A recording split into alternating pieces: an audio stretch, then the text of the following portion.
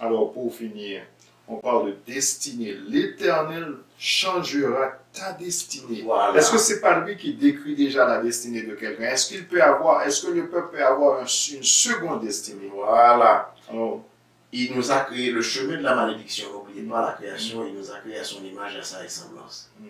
Et notre destinée, c'est que le Tout-Puissant se glorifie en nous en se réfléchissant son caractère, sa perfection en nous. C'est ça notre destinée. Mais notre désobéissance, par notre désobéissance, nous avons changé cette destinée. Nous l'avons changé parce que nous avons le pouvoir de le faire. Et il a dit, quand tu rentres dans ce chemin de non-retour et que tu descends si bas, tu es si avili par les autres nations, quand tu reviendras à lui de tout ton cœur pour observer toute sa loi qui se trouve dans ce livre, alors il changera ta destinée, il te remettra sur le bon chemin, sur le chemin de la bonne destinée qu'il lui avait choisi pour toi.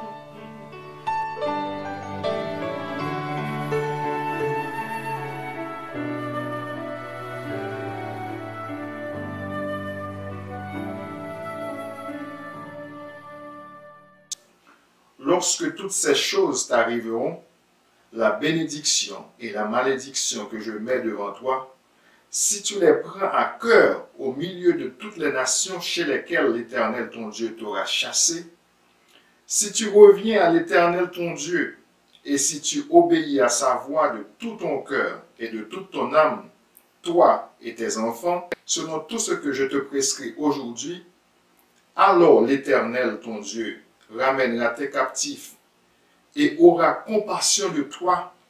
Il te rassemblera encore du milieu de tous les peuples chez lesquels l'Éternel ton Dieu t'aura dispersé.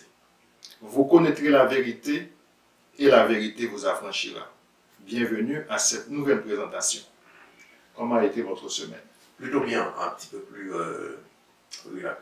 relaxant, même s'il y a toujours quelque chose à gérer.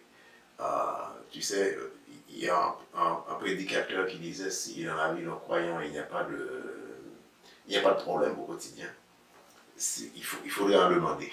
Ouais. On dirait que la vie du croyant, dans le contexte de ce que nous avons dit aujourd'hui, est jonchée de ces difficultés au quotidien. Alors, il y a toujours quelque chose à gérer, même sur le plan émotionnel, mais le Tout-Puissant est avec nous. Je me réjouis de cela et je glorifie son nom. Comment était ta semaine? On a eu une très bonne semaine également. Comme vous avez dit, il y a des hauts et des bas et on doit quand même les accepter puisque nous sommes sur Terre et il n'y a pas toujours les bons moments, il y a aussi des mauvais moments. On n'a pas eu de mauvais moments de toute façon cette semaine, mais il y a des choses qu'on veut réaliser certaines fois qui paraissent un peu difficiles quand on veut les réaliser. Alors c'est ça, on s'approche vers la fin d'une année grégorienne. Tu l'as bien dit. Oui, et comme étant donné, on est dans ce calendrier, c'est ce calendrier qu'on connaît, mais au fur et à mesure qu'on étudie, on a beaucoup plus d'informations, on comprend bien que l'année, pour plusieurs, commence aux environs de mars, avril. Et on doit quand même regarder comment annoncer à nos amis notre prochaine étude, disons, le prochain livre que nous allons regarder ensemble, ce sera l'Apocalypse de Jean. Et en parallèle avec les autres apocalypses, les autres livres d'Apocalypse, puisqu'il n'y a pas seulement l'Apocalypse de Jean. Ouais. Alors ce sera une étude très intéressante. Nous n'allons pas commencer ça la semaine prochaine, puisque la semaine prochaine, ce sera notre dernière présentation autour du livre de Deutéronome. Et après cela, on rentre tout de suite dans l'étude du livre de l'Apocalypse de Jean. Et comme vous l'avez dit, aujourd'hui, quand on parlait ensemble, vous avez dit qu'il faut mettre en garde tous ceux qui ont des problèmes cardiovasculaires. Sur le plan spirituel. Sur le plan spirituel, ok. Alors, on va regarder ensemble. C'est interdit au cardiaque. Oui, interdit au cardiaque. Au cardiaque émotionnel. Oui, oui. Je pense que nos amis vont inviter d'autres frères et sœurs à regarder ces présentations, puisque quand on parle d'Apocalypse, on parle souvent de la fin du monde. Comme on va voir si c'est comme ça qu'on va l'aborder ici. La fin du monde, le retour de Jésus-Christ pour les chrétiens. Il y a beaucoup d'autres livres eschatologiques. Mm-hmm. Alors quand on regarde ça, il ne faut pas qu'on referme sa perspective, qu'on vive dans une forme de... Comment les Allemands appellent ça? Fertenschung, on s'enferme. Ouais. Et puis, même si se passe quelque chose à côté de nous, c'est comme si on est frappé d'une malédiction d'esprit qui nous empêche d'examiner les autres sources. Donc il faut tout examiner et retenir ce qui est bien. Oui. Et aujourd'hui, notre thème, bénédiction et malédiction d'Israël, et on a trouvé déjà dans Deutéronome 20, Deutéronome 30, pardon, nos textes de méditation, mais l'étude d'aujourd'hui se déroulera autour de Deutéronome 28. C'est ça? C'est ça. Ouais. Alors, avant de commencer, est-ce que vous pouvez implorer la présence de l'Esprit le plus fort sur nous autour de cette table pour qu'on puisse parler et avec sagesse? Et bien sûr. Prions. Créateur tout-puissant, toi qui nous as créés à ton image et à ta ressemblance. Plus nous cherchons ta face, plus nous réalisons que ton image a été oblitérée. Alors nous venons devant toi ce soir, avec nos amis qui nous regardent et qui nous écoutent, qui sont dans cette quête de vérité avec nous, qui sont dans cette recherche de ta face, de suppliant de nous pardonner, de nous purifier, de couper la chaîne de péché intergénérationnel, de nous pardonner les fautes de nos ancêtres dans notre vie, nos fautes, et de nous ramener vers toi selon ta promesse. Aide-nous donc à découvrir la vérité que nous cherchons tant, car tu es la vérité. Bénis-nous par la présence de ton esprit dans notre cœur, dans notre esprit. Guide-nous dans toutes tes voies, nous t'en prions, pour ta gloire, maintenant et à jamais. Alléluia. Alléluia. Chers amis, bienvenue à nouveau à cette 12e présentation, bénédiction et malédiction d'Israël. L'étude sera autour de Deutéronome 28. Et Deutéronome 28 est le texte, disons, le chapitre phare sur lequel les Hébreux israélites se basent pour comprendre que ils sont des Hébreux et c'est à partir de ces malédictions qu'ils se retrouvent en Amérique du Nord et partout dans le monde.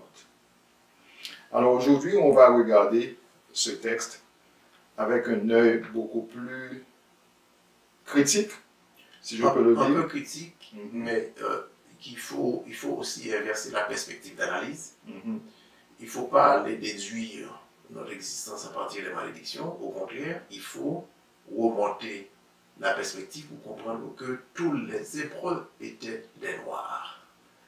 Le peuple, comme nous l'avions déjà dit, le peuple que Moïse a conduit sur les rives du Jourdain était un peuple noir.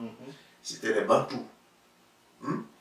Et on va suivre la trace historique de ce peuple, de Jérusalem à Babylone, de Babylone à Jérusalem, de Jérusalem à Timbuktu, de Timbuktu au royaume des Maures. C'est ça, on dit ça en français, des Maures. Et ensuite le grand empire du Ghana, du Sangway, du Mali, le même empire qui a plusieurs noms. Et ensuite la dispersion à partir de 1485 et l'esclavage, la traite des Noirs. Et il faut suivre la trace historique au lieu d'aller faire une déduction à partir d'un texte. Parce que quand on a manipulé les textes, si on colle le nez juste au texte pour prouver l'identité d'un peuple, on risque de ne pas pouvoir expliquer certains aspects. Mais la perspective historique ne ment pas. Et surtout, ça c'est mon opinion, et surtout qu'on avait mis la main dans ces textes et on a changé certaines choses.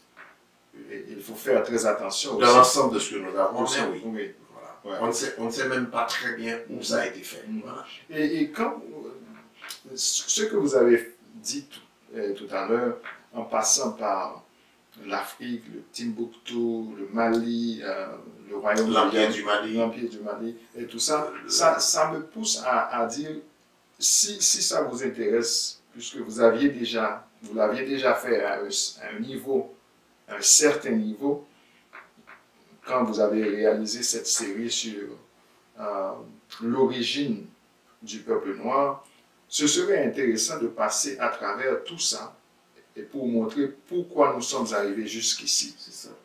Parce qu'en parlant, vous avez montré, on a vu une carte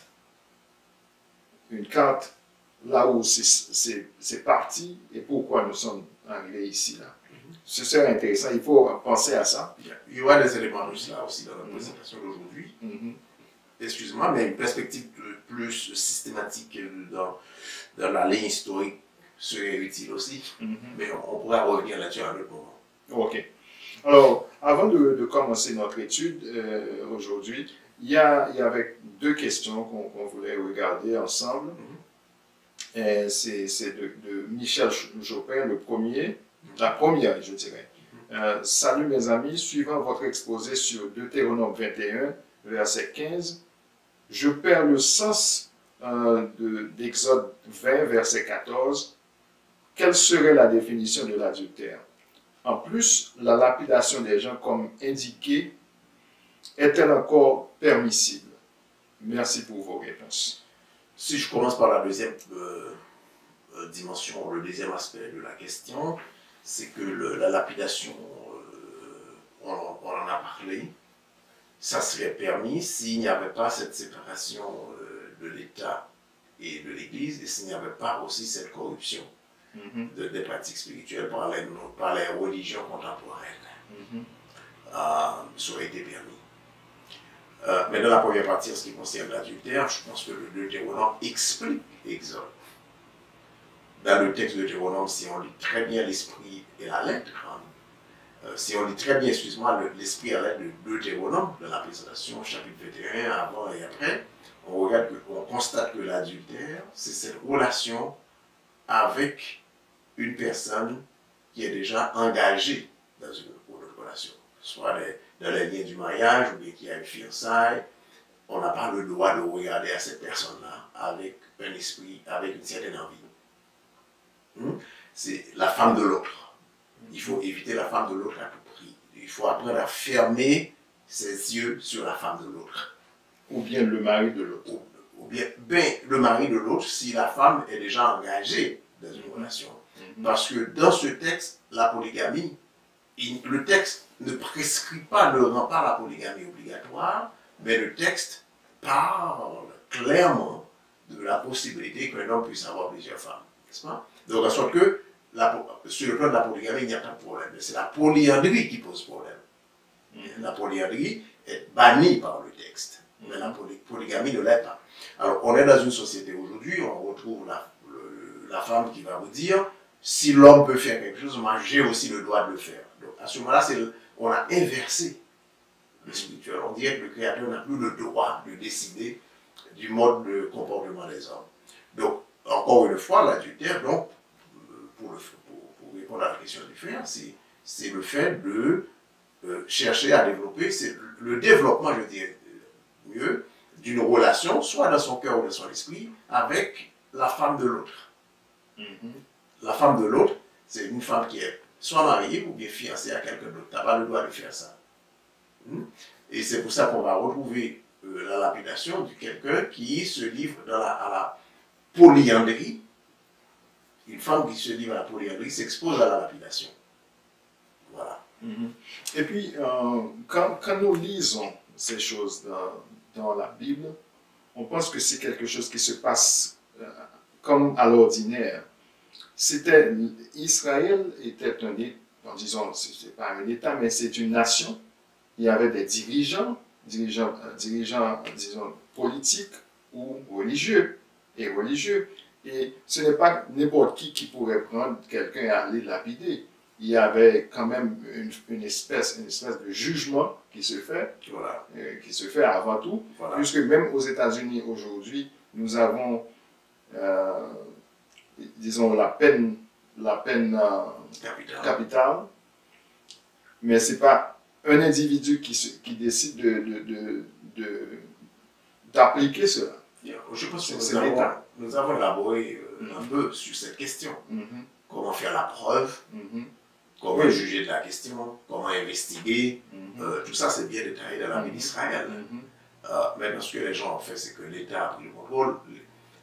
Par exemple, les relations conjugales étaient... N'oubliez pas qu'Israël était gouverné par un système qui avait, si je pouvais dire, par un État bicaméral, si vous voulez. Il y a le dirigeant spirituel qui gère tous les aspects spirituels. Le roi David va commettre une erreur, il y a un prophète pour venir lui dire tu viens de commettre une erreur. Donc la gestion spirituelle n'était pas de l'ordre de l'État, le mariage, tout ça c'est de l'ordre du religieux. Et la guerre, la conduite de la guerre, la taxe, la politique fiscale, les choses comme ça, c'était la responsabilité du roi, c'était de l'ordre politique. Maintenant, avec l'émergence de ce qu'on appelle entre guillemets l'État moderne, l'État s'approprie du droit d'exercer certains pouvoirs qui appartenaient à l'ordre spirituel de la gestion de l'État. Voilà. C'est ça. Et maintenant, l'autre question, c'est plusieurs questions de notre frère Alexandre de la Martinique. Selon le texte biblique, notre Seigneur a partagé le pain et le vin avec eux, mais la question étant lui-même l'agneau, le pouvait-il? Le texte ne dit pas non plus s'il a participé ou simplement enseigné aux disciples comment faire après sa mort, sans oublier que c'était une fête juive, alors il parlait de la Pâque juive, que c'était une fête juive enseignée dans tout l'Ancien Testament, symbolisant la sortie d'Égypte, et en même temps, le sang de l'agneau sur le linteau, le pain sans le vin, herbe amère, tout cela rempli de symboles suis un peu perdu. Je dirais au frère, dans un sens très positif, que je suis content de sa position de confusion. Parce que c'est cette position qui lui permettra de lancer des recherches, parce que la Bible des chrétiens, qu'on appelle le Nouveau Testament, est truffée de contradictions, justement. Alors, le point, cet aspect-là, c'est encore un point de contradiction. Nous réservons de choisir un moment pour étudier le livre de Jean, et il y a des références très crédibles qui nous permettront de mettre à ce moment-là ces questions sur le tapis. Et encore là, les gens qui sont très sensibles, qui sont très attachés à des éléments de doctrine risquent de se fâcher, mais encore que c'est correct par rapport à l'histoire. Alors, on reviendra un jour sur cette question, mais je dis qu'il a raison, c'est un point de confusion qu'on ne souhaite pas clarifier maintenant, étant donné tout ce qu'on a à dire aujourd'hui. Donc, on pourra revenir sur cette question. Voilà. Deutéronome 28, c'est notre texte de base pour l'étude de cette semaine. Et comme je l'ai annoncé au début, c'est un texte qui est cité plusieurs fois comme référence, je dirais, pour tous ceux qui se croient être hébreux israélites. Il y a des bénédictions et des malédictions dans ce texte. Après l'avoir lu, qu'est-ce que vous pouvez nous dire? Quelle est la première chose que vous pouvez nous dire qui vous attire l'attention dans ce texte? Je dirais que c'est la fin du deuxième discours de Moïse, et après ce passage, on aborde le troisième discours de Moïse devant le Jourdain avant de disparaître. Alors, en abordant ce texte, il y a trois éléments qu'il faut considérer. Premier élément à considérer, c'est les points de vue qui sont véhiculés, les diverses interprétations de ce texte du chapitre 28 de Deutéronome, notre position épistémologique, nous-mêmes, par rapport à ce texte, et ensuite la structure du texte en soi. En ce qui concerne le premier aspect, c'est qu'on retrouve des chercheurs qui analysent le texte et qui doutent de l'authenticité de ce qui est raconté ici comme la malédiction sur Israël.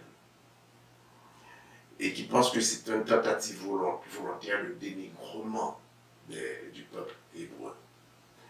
Alors, il y a ce point-là, il y a ce point extrême. Deuxième aspect, deuxième point extrême, c'est ce qu'on a dit justement à l'évolution, où il y a des gens qui vont définir l'identité israélite justement à partir des malédictions. Ça, c'est encore le point extrême. Notre position épistémologique maintenant, nous disons, admettons que tout ce qui est là est correct. Et nous savons que tout n'est pas correct, mais admettons que c'est ça. Et essayons de voir la logique du texte et essayons de voir les prophéties qui sont annoncées dans le texte et voir quelle est la ligne logique, quelle est la ligne d'accomplissement de ces prophéties, la ligne historique d'accomplissement de ces prophéties. Et troisièmement, la structure du texte. Pour comprendre la structure, il faut jumeler le chapitre 28 au chapitre 30 pour voir que dans un premier temps, il y a une série de bénédictions prononcées et les bénédictions sont conditionnelles. Conditionnelles à l'obéissance à tous les préceptes, commandements, lois et ordonnances qui sont définis dans le texte, dont Moïse a fait un rappel au peuple. Des malédictions qui découleront de la désobéissance ou du rejet de l'ensemble de ces principes, de ces lois, de ces ordonnances du Très-Haut. Troisième dimension qui se retrouve maintenant au chapitre 30, c'est la promesse de rassembler un reste. Donc le concept de remnant, le reste, est essentiellement ethnocentrique. Vous comprenez? Et c'est ça qu'il faut comprendre dans ce texte-là, dans l'ensemble du texte. Et on va aborder cette structure. C'est ce qu'on va faire pour l'instant. Maintenant, allons-y, regardons la structure, Pierre. Alors, 28, les versets 1 à 14, Moïse va dire, écoutez, vous serez bénis, vous serez forts, et les autres puissances n'auront aucun pouvoir sur vous. Vous serez en mesure d'aider les autres, sans que les autres, vous allez faire des prêts aux autres et vous n'aurez pas besoin de prêter les autres. Vous serez dans l'abondance dans la seule mesure où vous obéissez à la loi de votre Créateur. Et il a dit, voilà ce qui vous arrive. Ça, ce sont les versets 1er à 14 de Deutéronome. Et ici, encore une fois, je vais te laisser parler, mais encore une fois, il faut faire ce rappel, Pierre. Il n'y a plus de doute aujourd'hui. Toute la documentation historique prouve que, on doit le rappeler sans cesse, que les Hébreux, c'est un peuple, forme un peuple bantou, un peuple noir, qui a été, et c'est pour ça que j'ai ramené encore une fois cette petite référence. Je pense qu'il y a un frère qui nous a dit qu'il a tout lu de ce que nous avions ramené autour de cette table. Je pense qu'il y a une sœur qui ne parle pas l'anglais qui nous dit, bon, mais il semble que vous allez devoir traduire ce petit livre. Peut-être que je devrais le faire, mais il me faudra la permission. C'est From the Babylon at Timbuktu. Pour montrer que le peuple noir, qui a été ramené en captivité en 3 vagues en Babylone, et la dernière vague c'était en 586 avant notre ère, avant l'ère commune, c'est un peuple noir et bantou. Et ce peuple a été sous forte pression des Chaldéens, qui étaient encore des peuples noirs, des Chaldéens, qui pressaient Israël, au point que Israël s'enfuyait vers le continent africain, vers l'ouest, donc si on regarde la carte, pour aller s'établir à l'ouest de l'Afrique. en traversant le territoire de ses cousins avec tous les accords, les permissions. Je pense qu'il y a un frère qui est de la tribu de Dan en Côte d'Ivoire qui était avec nous la dernière fois et qui nous disait qu'ils ont encore ces alliances-là, ces accords-là.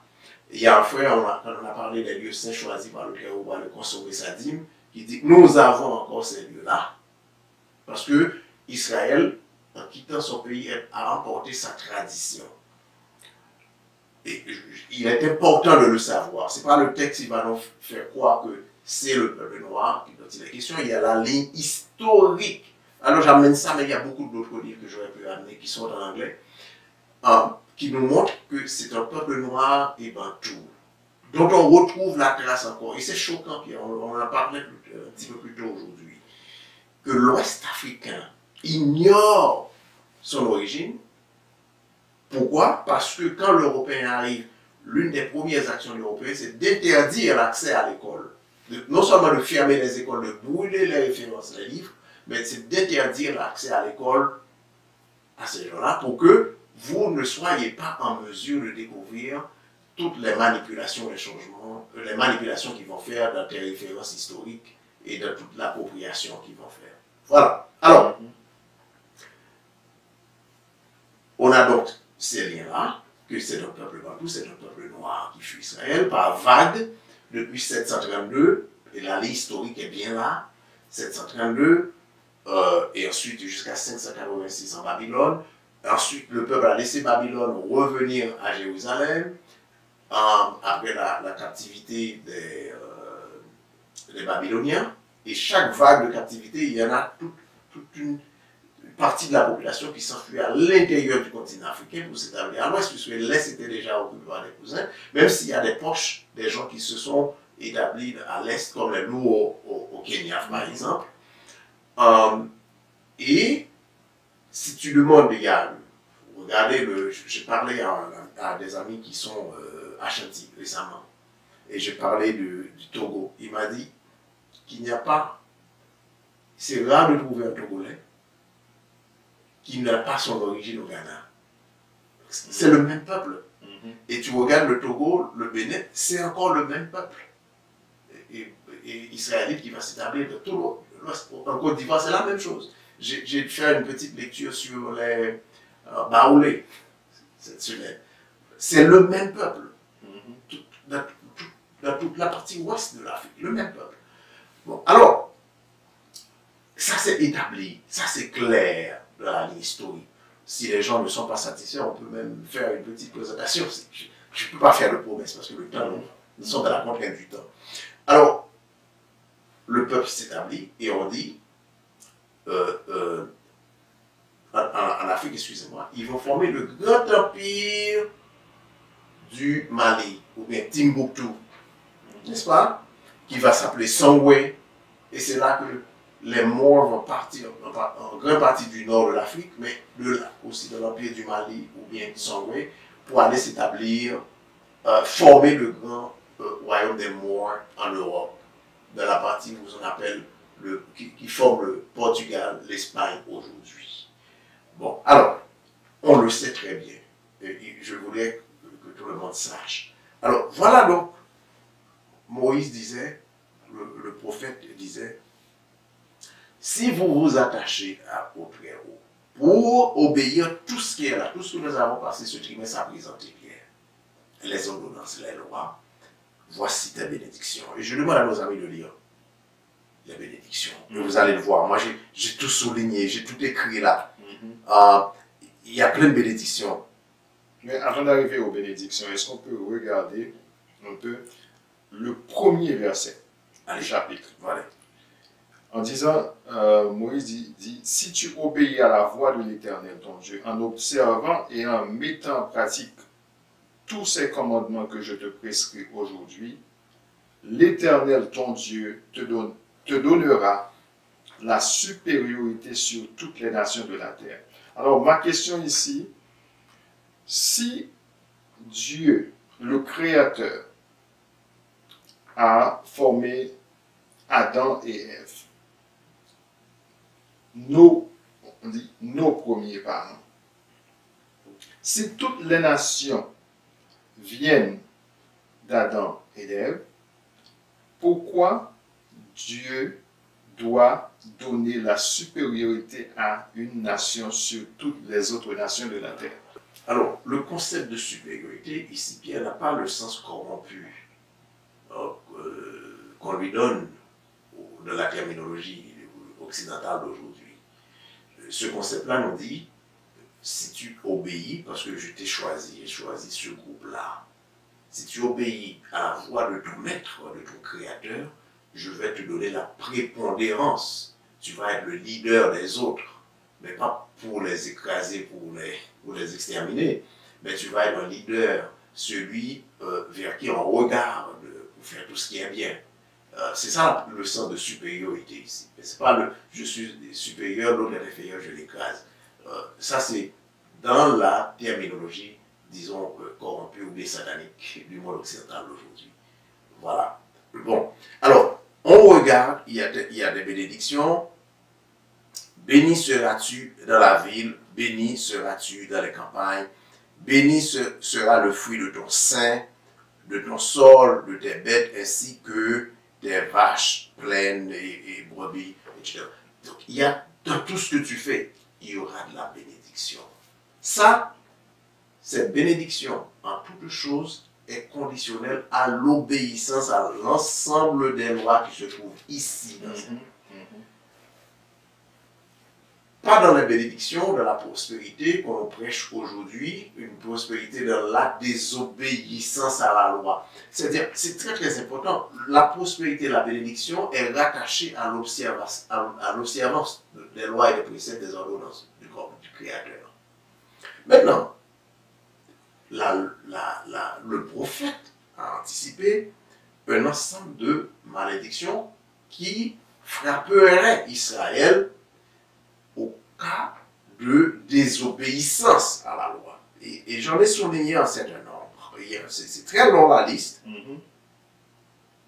Qui dit au verset 20, le Seigneur t'enverra disgrâce, panique et menace dans tout ce que tu entreprendras de faire jusqu'à ce que tu sois exterminé et jusqu'à ce que tu disparaisses complètement à cause du mal que tu auras fait en m'abandonnant. On devient vulnérable à l'ennemi. Il nous frappe, il nous détruit. On n'a plus cette protection. La bénédiction, c'est la bénédiction qui nous enveloppe, qui nous rend invulnérables aux attaques de l'ennemi. Alors, il y en a plein. Alors, vous avez dit que c'est conditionnel. Alors, est-ce que ça... Alors, nous voyons souvent, on essaie d'attacher tout ce que l'on fait au spirituel. Est-ce que c'est spirituel ou c'est matériel? Puisque les bénédictions, les lois sont des lois naturelles. Non, c'est des lois dictées par le Créateur. Oui, mais c'est des choses qui ont rapport avec la terre. Et la terre, l'humain, le physique. Non? Ce qu'on retrouve aujourd'hui, on retrouve deux ordres de choses. Il y en a un ordre de choses qui est priorisé et l'autre qui est négligé, rejeté. Le premier ordre de choses, c'est la spiritualité. Le deuxième ordre de choses, c'est la religiosité. La spiritualité, la religiosité te dit, il y a un salut à gagner. Tu suis ce que je te dis et tu auras le salut. Mais en même temps, on te dit que ces lois-là, c'est pour Israël, c'est pas pour vous. Maintenant, si nous sommes Israël, et ces lois, c'est pour nous. C'est pas pour les gens qui sont dans des religions orientales, des religions européennes. N'est-ce pas? Il y a aussi l'Israël par la foi. Ça, c'est des fabrications européennes. On le sait déjà. C'est pas que les autres peuples ont été négligés. C'est-à-dire, si on est européen, on n'aura pas de salut. Mais ce que je veux dire par là, il y a des fabrications. Parce que c'est quoi le christianisme? Avant d'arriver jusque-là, vous avez parlé de salut.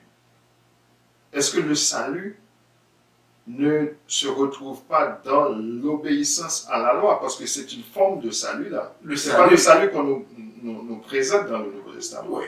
Dans les religions modernes, ce qu'on nous dit, voici le paradis, que tu hériteras seulement à ta mort, ou bien un jour à l'avenir, et voici l'enfer qui t'attend à l'avenir aussi.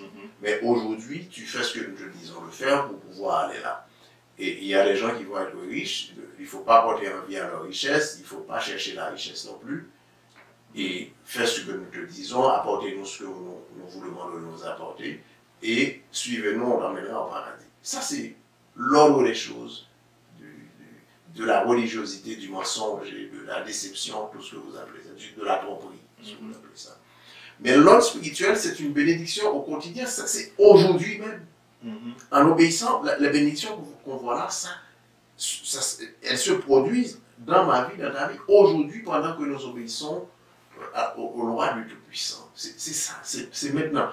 Et ça suppose une relation seule d'obéissance au Créateur de façon directe, sans intermédiation de l'ensemble de ces structures organisationnelles. Est-ce qu'on peut dire que nous sommes responsables? Nous ne pouvons pas donner cette responsabilité à une autre entité. Si nous avons la loi devant nous, nous savons ce qu'il faut faire. La seule chose, c'est de l'appliquer et on aura le résultat promis. C'est pas si simple. Allons plus loin dans ce que nous commençons à voir. C'est pas aussi simple que ça. Alors, je mets des marqueurs dans le texte. Et je pense que nos amis qui vont lire vont mettre aussi des marqueurs.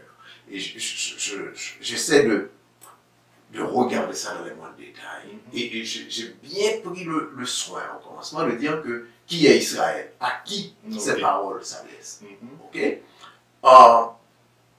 Au verset 25, je mets un petit A. Le Seigneur fera que tu sois battu devant tes ennemis en raison de notre désobéissance. Et rappelons-nous tout ce que nous avons fait, puisque nous avons étudié ensemble le livre de Jérémie, et on sait ce qui est arrivé, la déportation en Babylone était l'effet direct de la désobéissance. Et même l'officier de l'armée de Nebuchadnezzar, qui était en charge de l'administration du territoire après la déportation, disait au prophète Jérémie et aux autres, si nous vous avons vaincu aujourd'hui, ce n'est pas parce que nous sommes les plus forts, c'est parce que vous avez désobéi à la loi de votre Dieu. Voilà. Sorti contre eux par un seul chemin et tu finiras devant eux par 7 chemins différents. C'est-à-dire, chaque fois que vous organisez des attaques, vous allez être dispersés, vous allez être vaincus. Votre stratégie militaire ne marchera pas parce que vous avez désobéi à la loi du Tout-Puissant. Un autre marqueur, Pierre, et je pense que nos amis peuvent en mettre plusieurs parce qu'il y a beaucoup d'autres détails importants à souligner. Et je voulais seulement passer sur le marqueur ici, me interrompre à n'importe quel moment. Au verset 28, il est dit, le Seigneur te frappera de folie, de cécité et d'égarement d'esprit. Et ces caractéristiques, on les a retrouvées dans notre histoire de Babylone à Timbuktu à tout moment. Qu'est-ce qui fait qu'on ait cette source de malédiction, qu'on l'abandonne pour aller suivre des autres peuples qui n'ont pas de malédiction? Pourquoi Mansa Moussa a emmené son peuple à la conversion à l'islam, une religion que nos ancêtres n'ont jamais connue? Pourquoi avons-nous fait le choix de nous convertir au christianisme? Religion que nos ancêtres n'ont jamais connue. Parce que ce sont des religions du salut, non? Non. Je m'excuse d'avoir ri, mais c'est triste. Je devrais plutôt en pleurer. Parce qu'on est frappé, on est rentré dans la désobéissance depuis les Grecs. Ces prophéties, n'oubliez pas, si le livre est écrit au moment où ça a été écrit, et ces livres-là, on les retrouve. Et quand vous lisez le livre, les prophéties des Maccabées, je pense qu'il y a des gens qui ont peur, mon propre cousin a peur de toucher au livre des Maccabées, parce que les Européens nous ont dit qu'il ne faut pas y toucher. Les livres historiques, les seuls qui nous restent, et qui nous donnent les excès des Grecs en Afrique. Et qui nous permet ces livres nous permettent aussi de retracer la plupart des mensonges qu'on nous donne, qui sont véhiculés aussi. Alors, on retrouve le peuple, alors que les Grecs sont arrivés en Afrique, à Jérusalem, qui fait partie, qui est le nord-est de l'Afrique, n'oubliez pas, ils vont désacraliser le temple, les pratiques religieuses, et vous retrouvez une grande partie de la population qui va suivre ces gens-là. N'est-ce pas? Et pourquoi? Parce qu'on est aveugle. Aujourd'hui encore, on retrouve la plupart de nos pays en Afrique qui croient à de fausses promesses d'une coopération qui est le néocolonialisme en fait. Laissez-nous établir nos bases militaires ici, laissez-nous faire. Il n'y a pas de gagnant. La coopération planifie sa fin et c'est une démarche gagnant-gagnant. On ne retrouve pas ça. On est aveugle. On n'ose même pas interroger les religions qui nous ont été imposées. Tu interroges le christianisme, il y a des gens qui sont choqués. Tu interroges l'islam, ils sont choqués. Et c'est des religions qui sont totalement étrangères aux pratiques de nos ancêtres. Mais vous avez été folie. Est-ce que folie veut dire des gens qui sont en train de lancer des pierres, des cailloux, ici et là? D'une façon ou d'une autre. La folie, c'est l'égarement. Et la définition est d'aller plus loin, ça s'appelle l'égarement d'esprit. C'est dit ici au verset, c'est l'égarement d'esprit. On n'a plus le sens, on n'a plus l'acuité d'esprit pour interroger les choses. Est-ce qu'on peut appeler ça égarement, puisque ces gens cherchent Dieu, la majorité des Africains est dans une religion quelconque. Il y a, comme vous l'avez cité, vous avez cité l'islam et le christianisme dans presque tous les pays d'Afrique. La majorité des gens est dans une religion quelconque. Oui. Et ils disent que cette majorité-là est en train de rechercher le Dieu créateur. On ne le retrouvera jamais. Parce qu'on adhère à de ces fausses religions. Quand on commence, regardez, si tu questionnes l'islam, automatiquement il y a un fatwa pour te tuer. Pourquoi on ne veut pas que tu questionnes? Si tu questionnes, bon, c'est la profanation. Et le christianisme maintenant, avec les règlements de l'État occidental, tu peux poser des questions, mais on ne t'aime pas si tu poses des questions. On risque de te chasser même de ta communauté si tu fais partie d'une communauté. On te punit. Tu n'as pas le droit de poser des questions. Ok?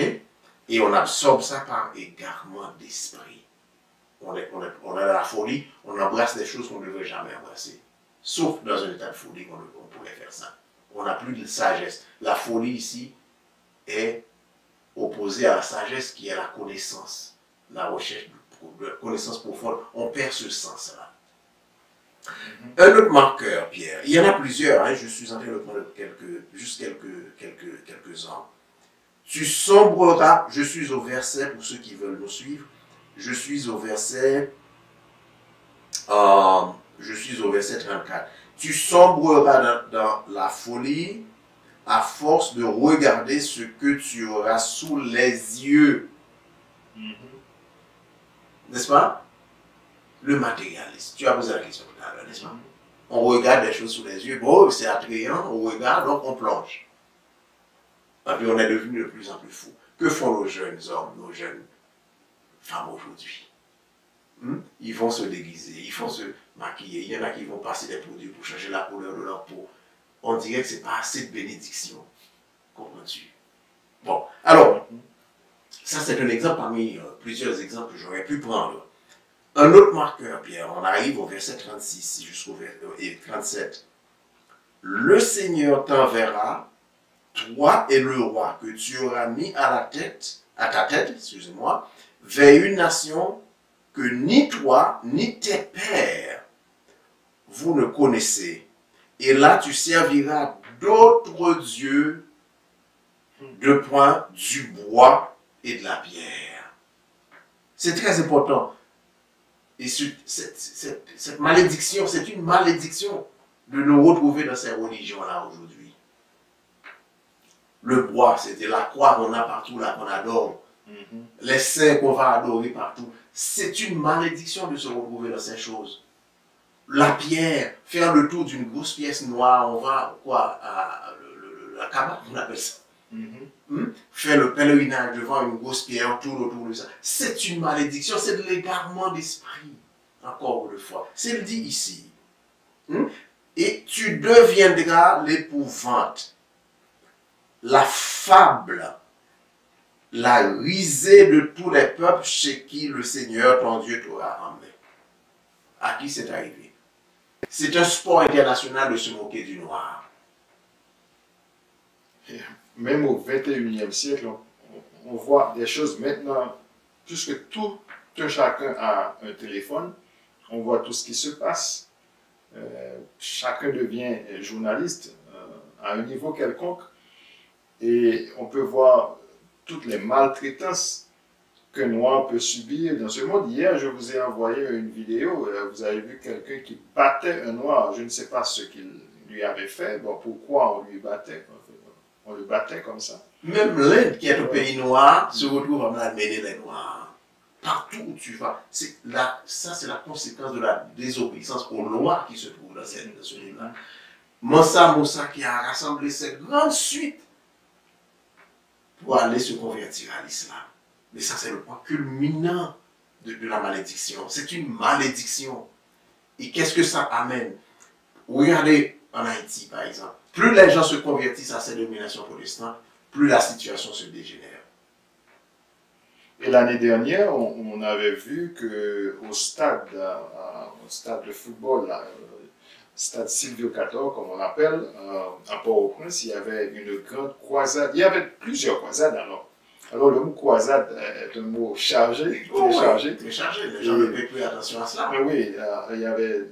C'est les campagnes de conversion forcée. Oui, il y avait cette grande croisade où le président même avait visité la croisade en disant qu'il voulait remettre le pays à Jésus. Alors, après avoir fini de remettre le pays à Jésus, on a vu tout ce qui s'est passé. Même en juillet dernier, ce qui s'est passé au pays. Des casses. Et la dernière fois, il y a fait beaucoup de manifestations. Et on ne sait pas si, bon, disons, durant cette fin d'année qu'il y a une trêve, mais peut-être ça va commencer encore en janvier. On ne sait pas. On ne sait pas. Bon, un autre marqueur, Pierre, au verset 41, c'est le bon exemple que tu viens de prendre. Tu mettras au monde des fils et des filles, mais tu ne les regarderas pas avec toi. Tu ne verras pas grandir tes enfants. Pourquoi? Parce qu'ils s'en iront en captivité. Captivité physique pour commencer. Et je voudrais demander aux gens, avec YouTube aujourd'hui, d'aller regarder la traite des Noirs au Ghana. Le lieu au Ghana, c'est le château. Le chemin de nos retours au Bénin.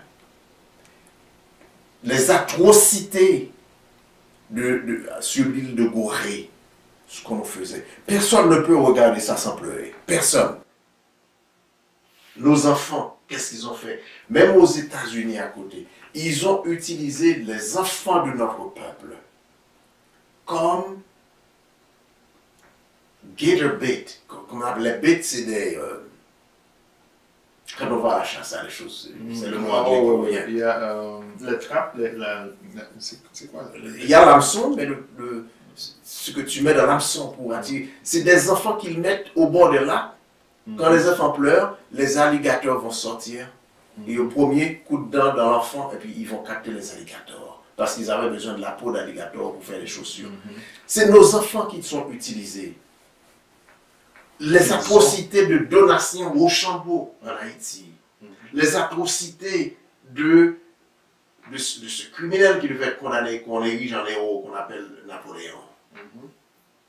Et ces atrocités qui continuent aujourd'hui dans ce néocolonialisme. Partout, maintenant on voit la ruée des puissances. Vous regardez les États-Unis qui déploient plusieurs flottes en Afrique. Parce que tout le monde dit, qui contrôle l'Afrique contrôle l'avenir. Nous avons, n'oubliez pas, une seule voie de sortie. Et ça, c'est ce qu'on va aborder en troisième lieu, qu'on va conclure bientôt. Mais j'ai d'autres marqueurs sur lesquels je voulais attirer l'attention de nos frères et de nos amis. Regardez, si vous voulez, notre marqueur que j'ai mis ici, verset 46. Cela t'arrivera comme signe et comme prodige à toi et à ta descendance pour toujours. Et cette prophétie date d'environ, d'après ce qu'on nous dit à l'introduction, si ce qu'on nous dit est vrai, 1400 avant l'ère commune.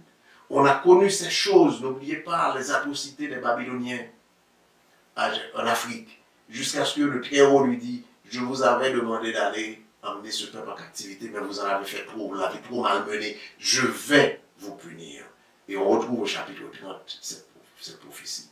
Ceux qui nous ont amenés en captivité, ils auront à rendre compte au Dieu Très-Haut pour les atrocités extrêmes auxquelles ils nous ont soumis. Un autre marqueur encore, alors je vais un petit peu vite, je ne suis pas un prédicateur, mais c'est parce qu'on va un petit peu vite pour nous sauver du temps. Et ça fait quoi? Plus de 2700 années. Et c'est une perpétuité ça. 2700 années qu'on est dans ça. Tu serviras, je suis au verset 48 maintenant, tu serviras les ennemis que le Seigneur t'enverra dans la faim, la soif, la nudité et la privation de toutes choses. Il te mettra un joug de fer sur le cou jusqu'à ce qu'il t'extermine. Est-ce qu'on voit comment les Arabes ont été capturés des Noirs, nos frères en Afrique, et les emmener pour les vendre aux Européens? La seule chose que je n'ai pas vue ici, c'est quand, par exemple, quand on parle à son enfant, on lui dit, bon, si tu choisis de faire ceci ou cela, si tu choisis de faire, tu choisis le côté positif ou tu obéis, tu n'auras pas à subir de punition. Ou il y a des punitions naturelles. C'est pas, là, c'est comme si c'est le Créateur, le Dieu lui-même, le Dieu qu'on nous présente dans Deutéronome, qui met.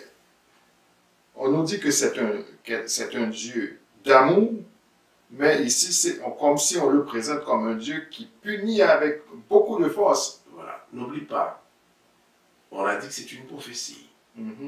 Et là, on le présente comme si c'est Dieu qui fait ça, comme tu l'as dit. Est-ce qu'il l'a dit comme ça, ou bien c'est l'Européen, le maître d'esclaves, qui a dit c'est Dieu qui a décidé de ça pour toi, pour justifier un peu, pour se dédouaner de ces atrocités. Alors, l'atrocité ici qu'on nous donne, c'est Dieu qui a décidé de tout ça pour toi, c'est pas nous. Alors, n'oubliez pas qu'on a dit, bon, admettons, c'est vrai, regarde ça, mais le langage, effectivement, tu as raison. La prophétie dit, quand tu perds ta protection, voilà ce que l'ennemi va te faire. Moi, c'est ça que je veux voir. Ok? C'est pas parce que je veux défendre Dieu, mais c'est ce que je vois moi, étant donné le contexte historique. Bon, alors un autre marqueur, bien n'oubliez pas, regardez les croix, comment ils ont amené, les images sont là encore. On nous met des jougs de fer, on attache nos enfants qu'on nous emmène, et ensuite on nous convertit à l'islam, la religion du chasseur d'esclaves, ou bien à la religion du maître d'esclaves, qui est le christianisme. N'oubliez pas ces choses-là. Alors, si on devient aveugle à ces religions, c'est pas par ignorance, mon peuple meurt par manque de connaissances. Mais est-ce qu'aujourd'hui, vous avez parlé de deux religions qui nous mettent en esclavage et qui nous forcent à accepter ces religions, leur religiosité ou bien leur doctrine. Maintenant, il y a une troisième religion que vous n'avez pas citée. Il y a le judaïsme, qui est une religion aussi. Quelle est la place du judaïsme dans tout ça, puisqu'il y a le christianisme et l'islam? Oui, il y a quelqu'un qui nous a répondu. Je pense que si tu vas regarder le commentaire, il y a quelqu'un et la personne a raison. Et je suis en train de lire un livre dont le titre est From Hebrews to Negroes. De hébreu à nègre. C'est un livre qui m'a déçu sur le plan de sa structure intellectuelle ou bien académique. Mais il y a de petits faits qui sont là. Mais les Juifs participaient activement. La plupart des bateaux des négriers appartenaient aux Juifs. Et les Juifs étaient dans le commerce aussi. Et le judaïsme a été falsifié. On a une fausse version du judaïsme qu'on pratique. Si on peut parler ainsi de religion. On met entre guillemets, on reviendra dans les détails. Mais le judaïsme était là-dedans. Toutes ces religions étaient là-dedans. Ok? Allons rapidement dans certains marqueurs, nous sommes un petit peu de temps. La nudité, la privation. Lisez bien l'histoire, ce qu'on nous faisait en Haïti et aux États-Unis, où ta femme, tes enfants sont violés sous ton regard. Tu ne peux rien dire. Et tout ça, c'est là, c'est prévu ici. On nous dit ici aussi, je ne sais pas si vous êtes déjà au verset 53. Je suis à 50. C'est un autre marqueur, le verset 50. Une nation au visage dur, qui ne respecte pas le vieillard et qui n'a pas de pitié pour l'enfant. N'oubliez pas, les Portugais au Sénégal vendaient nos enfants pour acheter du vin. Et tout ça, c'est là. C'est prévu ici. Tu peux aller au verset dont tu parlais. Alors, on nous dit ici dans le verset 53, au milieu de l'angoisse et de la détresse où te réduira ton ennemi, tu mangeras le fruit de tes entrailles, la chair de tes fils et de tes filles que l'Éternel, ton Dieu, t'aura donné. Ça, c'est grave, ça. Oui. Les gens qui mangent la chair voilà, de leurs enfants. Alors, on dit tout ça. Nous n'avons pas besoin de dire à qui ces choses-là sont arrivées. Nous savons que c'était les Hébreux qui recevaient cette parole et nous savons que c'est eux qui ont été soumis à cela. Voilà, là, quand on parle, le verset, la perspective. Et plus loin, le verset suivant, Pierre 54. L'homme le plus délicat et le plus raffiné de chez toi jettera un regard mauvais sur ses frères. Ça existe encore en Haïti, où l'homme de la ville méprise l'homme de la campagne. Ou bien l'homme qui parle français méprise l'homme qui parle créole. Voilà, ils appellent les gens en dehors. Ou bien ils méprisent.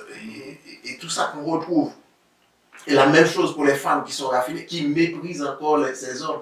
Et c'est une fierté pour la plupart de nos communautés d'aller trouver une femme d'une autre communauté. Ou bien une femme noire, aller trouver un homme blanc d'une autre communauté. Tout ça, c'est des signes de malédiction. Vous comprenez? C'est pas moi qui le dis, c'est pas mon invention, c'est là. Alors, on va, parce qu'on nous a fait signe déjà pour le temps. Un autre marqueur, parce qu'il y en a plusieurs autres que nos amis vont retrouver. Alors, si tu ne veilles pas à mettre en pratique toutes les paroles de cette loi, et ce que les religions nous disent, on nous dit que ces lois sont abolies, n'est-ce pas? Pour nous entraîner davantage dans la malédiction.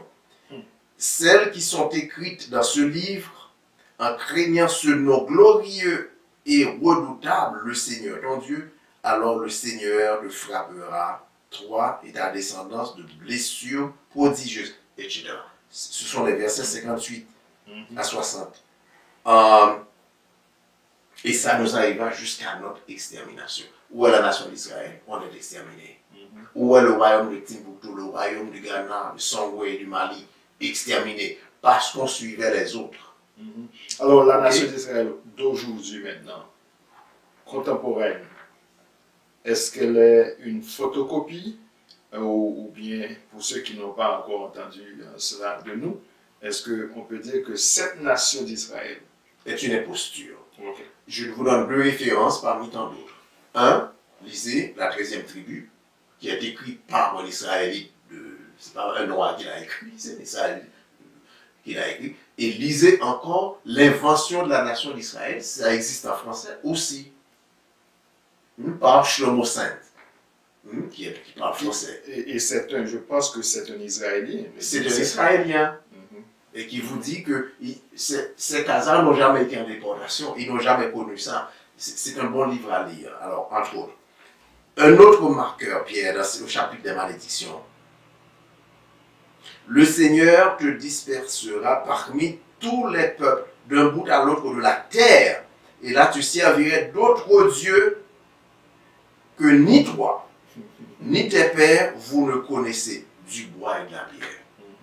Cette affaire d'aller adorer une pierre là, en Arabie Saoudite, d'aller à la croix au Vatican, tout ça c'est des signes de malédiction. Il faut que les gens comprennent ça.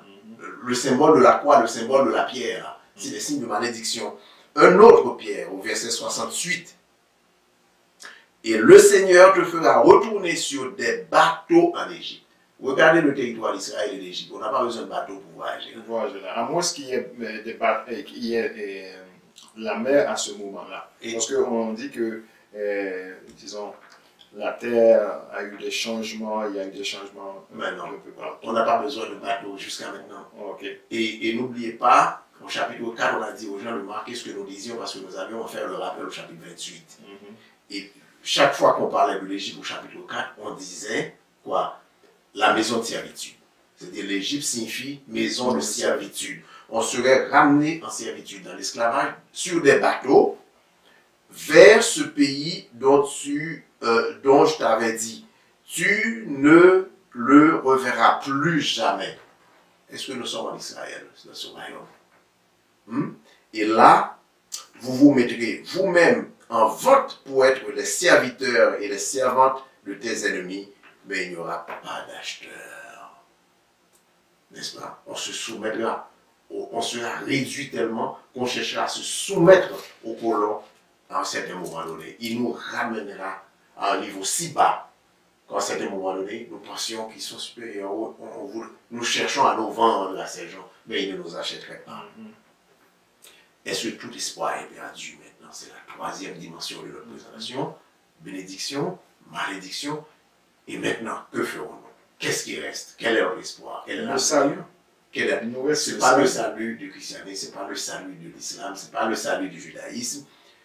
Mais le Très-Haut a dit au chapitre 30 maintenant, qu'on va jumeler avec le chapitre 28 qui dit quand tout cela, est-ce que c'est ça que tu as dit tout à l'heure, et quand arriveront sur toi toutes ces choses, la bénédiction et la malédiction que j'avais mise devant toi, alors tu réfléchiras. Nous sommes dans un processus de réflexion maintenant. Et tout ce que nous faisons, nous le faisons dans ce processus de réflexion. Pourquoi nous sommes là? Pourquoi les gens nous dominent, nous exploitent comme ça? Pourquoi les puissances viennent et volent nos ressources? Et on a parlé de la Côte d'Ivoire la semaine prochaine, la semaine passée. Je voudrais encore prendre la Côte d'Ivoire. Vous produisez le café, le cacao. Il y a un frère qui nous a dit, son père qui a été toute sa vie producteur de cacao, n'a jamais eu suffisamment d'argent pour acheter un bar de chocolat venant de Suisse. La France interdit à la Côte d'Ivoire d'implanter des facilités pour transformer ces matières premières en produits finis. Et on parle de chocolat suisse. Est-ce que la Suisse produit du chocolat? Non. Du cacao? Non. Non. Ok? Alors, quand tout cela nous arrive, pourquoi nous sommes là? Pourquoi la France nous a exploités jusqu'aux eaux en Afrique, en Haïti, partout? Pourquoi les autres, les États-Unis s'alignent pour nous exploiter comme ça? Et ça devrait nous faire réfléchir. Alors le verset suivant nous dit, pourquoi nous sommes dans toutes ces religions? Au Nigeria, regardez ce commerce de christianisme où les gens super riches enfoncent des gens dans l'erreur en proclamant que la loi est abolie. Et quand parmi toutes les nations, nous commençons à réfléchir, tu reviendras jusqu'au Seigneur ton Dieu et tu écouteras sa voix, toi et tes fils, de tout ton cœur. Ce n'est pas un discours. Ouais. Dans un esprit d'obéissance, de tout ton être, suivant tout ce que je t'ordonne aujourd'hui, le Seigneur ton Dieu changera ta destinée, il te montrera sa tendresse, il te rassemblera de nouveau de chez tous les peuples où le Seigneur ton Dieu t'aura dispersé. Donc c'est là le concept du reste.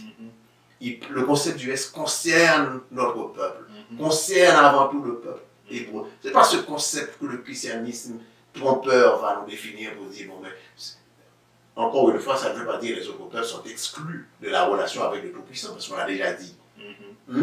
Tous les autres peuples qui s'attachent à Israël pour servir le Tout-Puissant participent à ses bénédictions, n'est-ce pas? Mais cependant, il dit, Israël, tu vas être les leaders. Pas pour malmener les autres, mais pour leur montrer le chemin vers le Créateur. Vous comprenez?